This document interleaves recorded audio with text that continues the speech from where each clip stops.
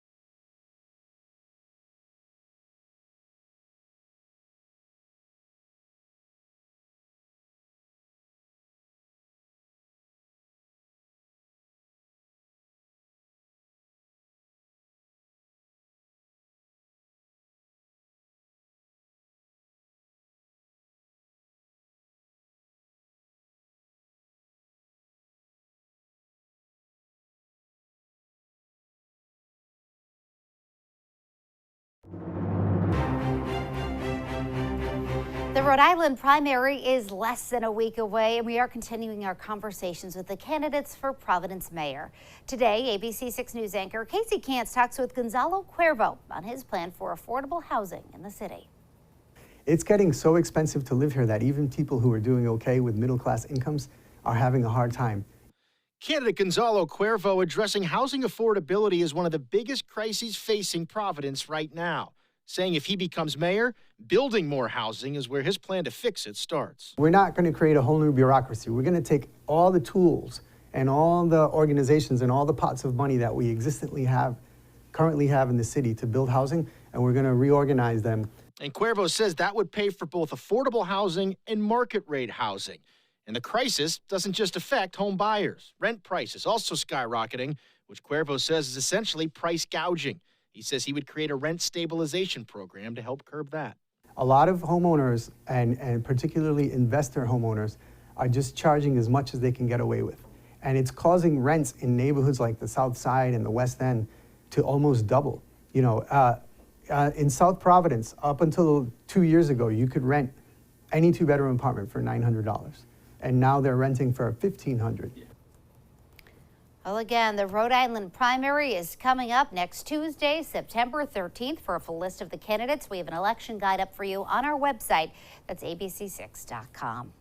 And still to come here on the news at noon, the advice for runners and whether local joggers are changing their routines after a high-profile case in Tennessee. Plus, Chelsea has your full 7-day forecast right after this.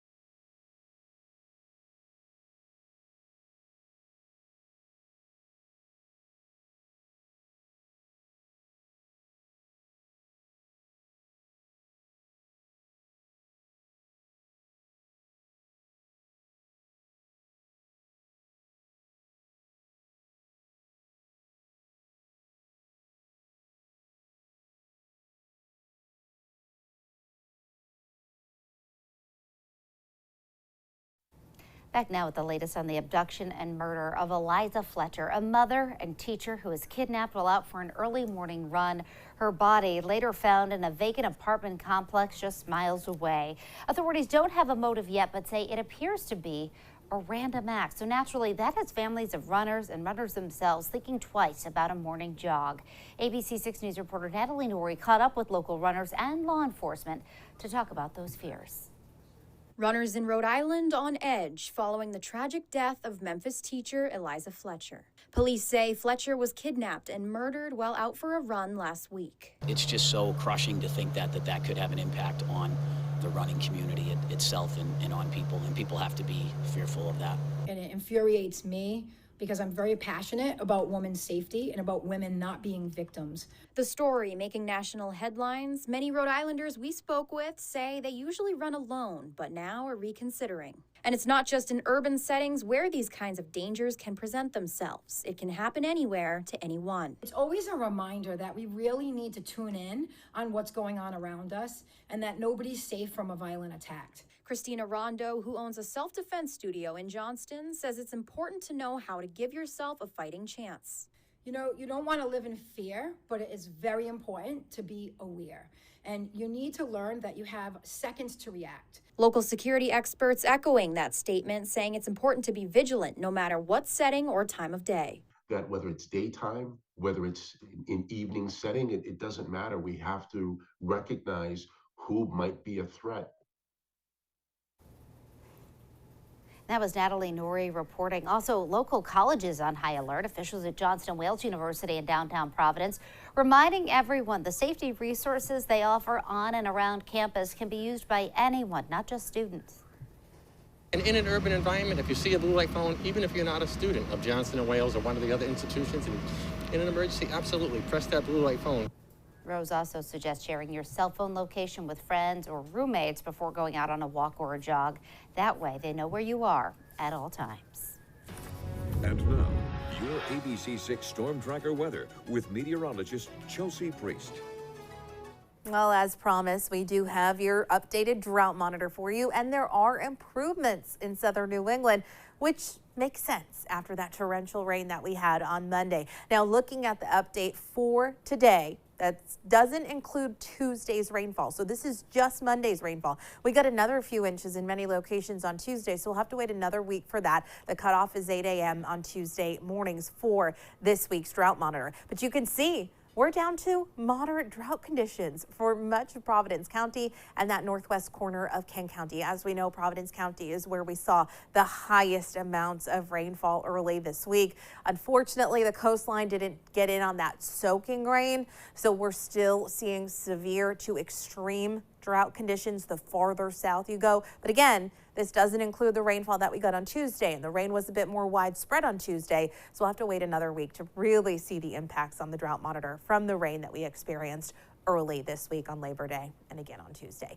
The good news is we're drying out and brightening up a bit as we head closer to the weekend. Low to mid 70s outside as we head into this afternoon, which is still slightly cooler than average for this time of year. The average high is 78 degrees. We're going to sit just below that outside today.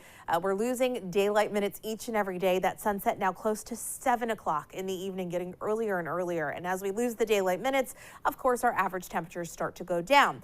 That being said, we should still be topping out in the upper 70s for the early part of September. We have this persistent breeze that's coming in from the north-northeast. It's keeping us a bit cooler. You can see it's a bit breezier for our coastal locations, and that does, again, keep us in the mid-70s today. That being said, sunshine continues. Wind shifts a bit in the coming days.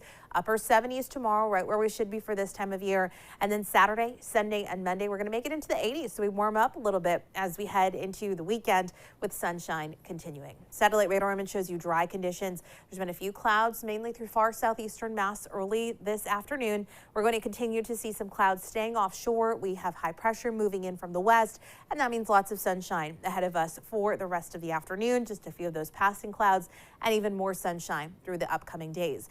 We head through this afternoon, you get brighter and brighter. Overnight will be mainly clear, a little patchy fog into tomorrow morning. Otherwise, lots of sunshine expected, and that continues as we head into Saturday as well, with those temperatures again coming up into the 80s. Quick update on the tropics. Post-tropical cyclone Danielle now way up into the Atlantic, now losing some strength, but it's going to be Earl that we're talking about, becoming a major hurricane as we head into the coming days, expected to strengthen to a Category 4 hurricane later this week, making a path just to the east of Bermuda and continuing to move towards the northeast, very far away from all of the eastern seaboard. There's nothing that's going to be impacting us. That being said, some rough surf, some higher swells possible at our area beaches through the weekend and into early next week. A couple other areas the National Hurricane Center is watching as well, so activity certainly picking up. Today in the mid-70s, partly to mostly sunny. we head through tonight, it'll be mainly clear, although again, by tomorrow morning, there may be some patchy fog for your early morning commute. From there, we get into full sunshine. Temperatures will be in the upper 70s range with plenty of sunshine as we head into tomorrow afternoon. Saturday and Sunday look great. Low to mid 80s expected. Low 80s continue as we head into the early part of next week. And then you have some showers into Tuesday and Wednesday. Oh my goodness, that weekend forecast, Chelsea. I know, September is such a transitional month that, we're inching closer to the official start of fall, and it can really go either way. So to see sunshine both days, 80s both days, it's good. Summer's hanging on. All right, sounds good. Summer's not over. No, you heard no. it from the meteorologist. Yep. There you go. Have a beautiful weekend ahead. All right, thanks, Jill. Still to come here on the news at noon, the meeting set for tonight in Providence that will bring school committee reps and parents together to discuss the schools.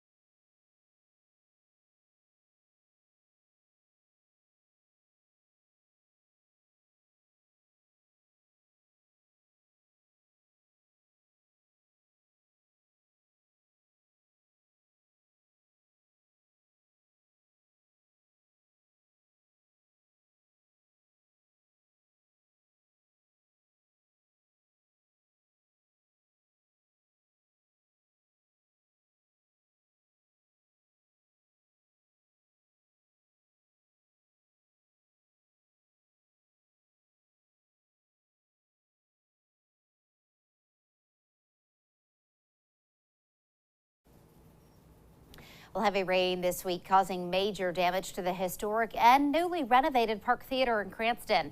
Ed Brady, the owner, said the theater suffered damage after the roof's drainage system was backed up, leading to damage inside the building. The upcoming performances at the theater will be postponed, but the Park Place Cafe, Comedy Park, and Rolf Supper Club will remain open.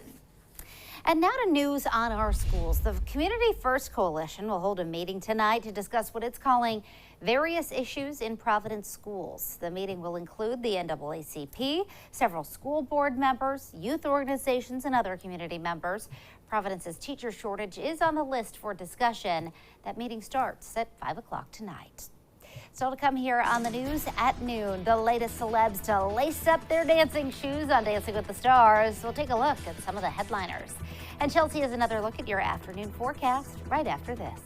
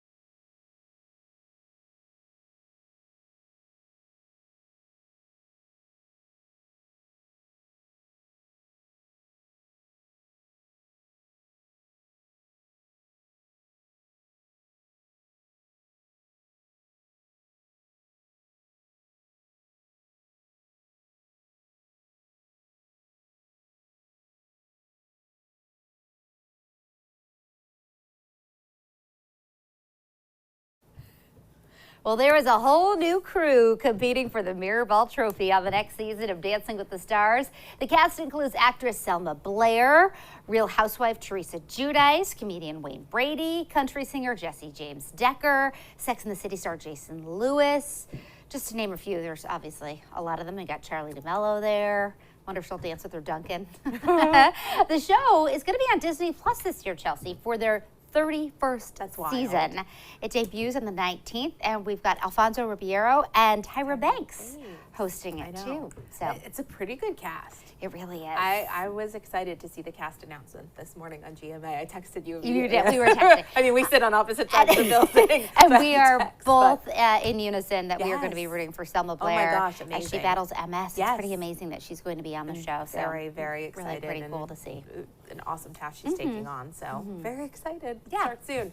We are looking at brighter, warmer conditions outside today. Temps are going to warm into the mid-70s range, and then Friday, Saturday, and Sunday looking really great. Sunshine expected. Temperatures climbing. The average high is in the upper 70s this time of year, so we'll be there tomorrow, and then 80s, so above average for the weekend and into early next week. A few showers possible into Tuesday and Wednesday of next week. All right, thanks, Chelsea. I like that you shared with everybody that we sit on opposite sides. We're like kids in the class that they separate. Yeah. So we're not too close. Exactly. All right, that's going to do it for us today at noon. The news continues first and 4. Have a great day, everyone.